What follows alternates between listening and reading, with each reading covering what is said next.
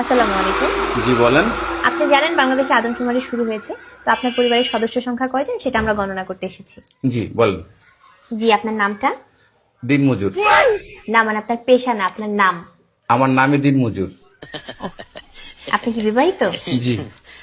কয় বছর হচ্ছে বিয়ে করেছেন? 1 বছর। আপনার কি বাচ্চা আছে? জি 2 জন। মানে আমি 2 বিয়ে করেছি। ও আচ্ছা। আপনার স্ত্রীর নাম? ছোট জন না বড় জন? বড়জন। কেয়ামত। কিয়ামত। আর ছোটজন? তুফান। ও তুফান। আপনার সন্তানের নাম? ছোট জনেরটা না বড় জনেরটা? কিয়ামত জনেরটা? ঝড়। ঝড়। আর তুফানেরটা? সিডর। সিডর। জি, আপনার মূল্যবান সময় দেওয়ার জন্য আপনাকে ধন্যবাদ। আর লাগবে না?